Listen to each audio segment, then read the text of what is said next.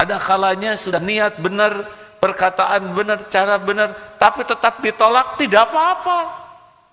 Memang tidak harus setiap orang menerima perkataan kita.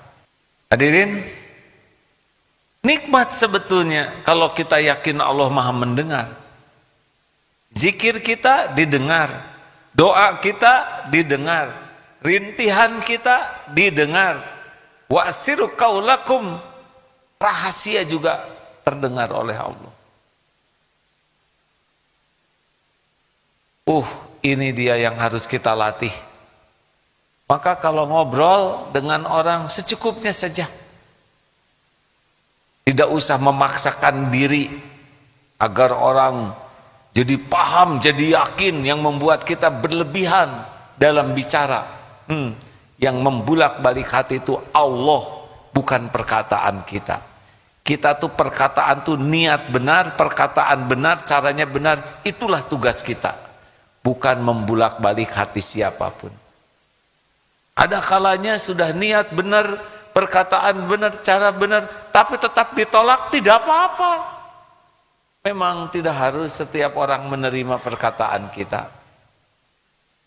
Nabi Muhammad SAW sempurna akhlaknya, sempurna niatnya, sempurna yang disampaikannya. Tetap saja ada yang menolak dan mendustakan. Benar?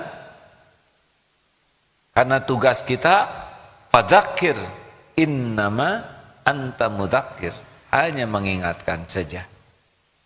Tapi yang paling penting dari bicara ini adalah jadi amal soleh kita. Itulah yang terpenting dari setiap kali kita bicara.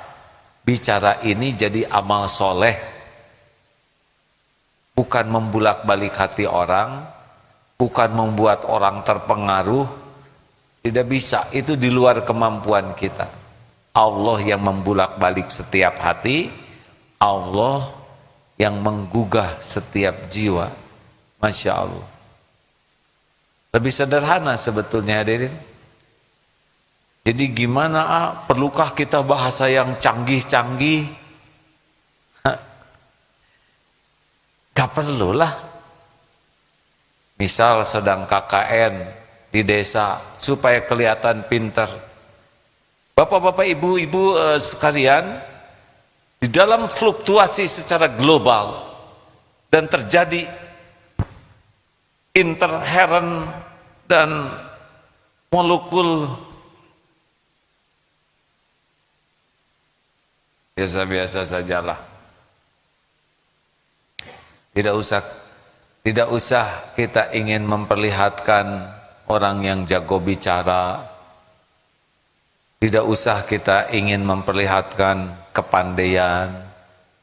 Kalau tidak perlu disampaikan, tidak perlu.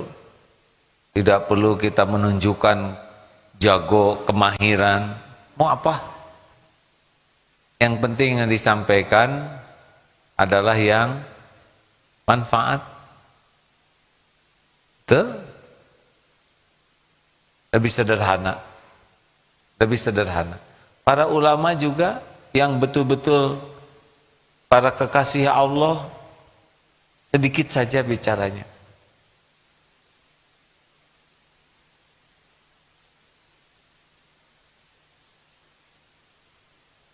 Saya berguru ke beberapa ulama, tidak banyak bicara. Di beberapa tempat ulama yang betul-betul sangat yakin Allah Maha mendengar, sedikit saja. Baca. Dengan begitu saja sudah bergolak semangat bacanya. Diulang-ulang ya. Diulang-ulang. Kita sampai dower menasehati. Ternyata yang terjadi tinggal dowernya saja. Karena Allah tahu hati kitanya tidak merasa didengar oleh Allah Subhanahu wa ta'ala. Mana yang lebih kuat? Misalnya anak belum sesuai harapan, nasihat kepada anak atau doa kepada Allah agar anak jadi lebih baik, mana yang lebih kuat?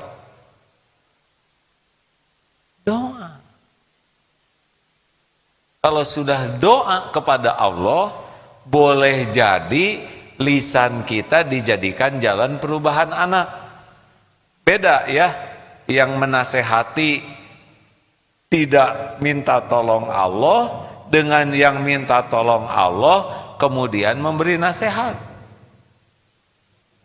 Kalau kita sibuk menasehati tapi tidak mengandalkan Allah yang maha mendengar, kalau Allah tidak balikan hati, tidak tuh, walaupun dalilnya komplit, balikan hatinya, udah nggak ada dengar. Tapi kalau kita doa sekuat tenaga dan Allah mau membalikan hati anak, syariatnya lewat lisan kita, nanti kita keluar nasihat. Tapi Allah yang membimbing syariat, bisa anak itu berbalik. Kalau tidak lewat kita, bisa lewat guru, bisa lewat temannya, bisa lewat apapun. Karena kita yakin Allah maha kuasa, maha mendengar. Masya Allah. Mau wiridnya? Allah mendengarkanku, Allah menatapku, Allah mendengarkanku, Allah tahu isi hatiku, Allah menyaksikanku, Allah bersamaku, Allah menatapku. Latih seperti itu, tentu tidak usah dibunyikan begitu ya, nanti jadi masalah baru. Sambil diam, Allah menyaksikan, Allah mendengar, maha mendengar. Allah tahu pikiranku, Allah tahu isi hatiku. Tidak ada yang luput dari pengetahuannya. Allah yang menggenggam diri ini, Allah menggenggam setiap makhluk. Terus, karena memang begitu faktanya.